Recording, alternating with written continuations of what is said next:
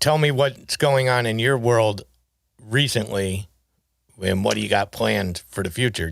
Are you going to get out of the house now? Are you getting out more? Well, I've actually made some major shifts with my virtual ability, and I do almost all my meetings, interviews. No one's really in my industry. We're focused on more telehealth, and we're working on this statewide initiative. I'll tell you more about it in the latter part of March, April, depending upon how things go. We're doing some research around it, and that's to just make it easier for people to get access to behavioral health and mental health and treatment, substance abuse disorders, SUDs. And, my big beef right now is I want to be talking more about this counterfeit medication. I think I shared with you last week, and I'll say it again, because another article came out. One of the DAs in California says 80% of the street drugs in California, 80% contain some level of fentanyl.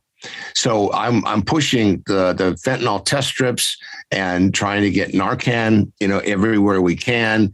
And it's like it's falling on a lot of deaf ears, unfortunately. So I stand ready to make myself available whenever possible and firing off emails to all the appropriate, I call potential change agents. So I'm trying to be less aggressive with my campaign, but stay passionate and enthusiastic. I would assume the one thing that hasn't changed in the world today is people still look at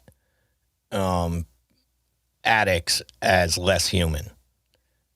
The stigma is still there. The stigma is still there, where you're saying it's falling on deaf ears. It's falling on deaf ears because it hasn't happened to them yet.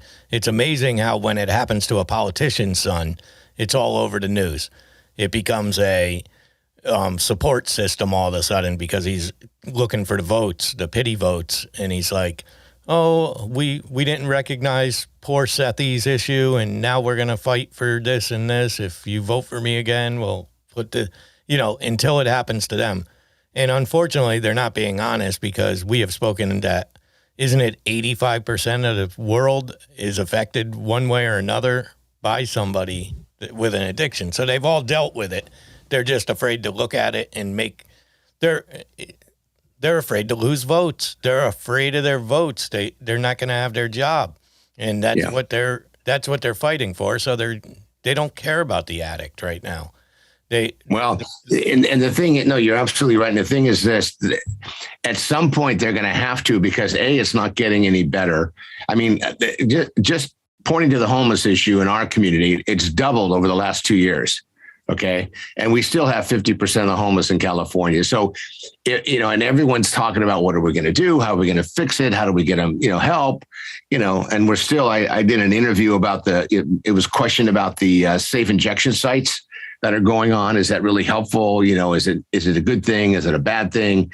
And, when the White House came up with $31 million to do these safe pipe smoking kits, and that controversy about, why would you buy somebody a crack pipe, which was not the intent. But, and I'm more hung up on the $31 million. I mean, $31 million, when you think that Biden was just in Ohio and he gave them $1 billion for infrastructure. Well, if half the population dies, they're not going to be able to drive on roads that are rebuilt. So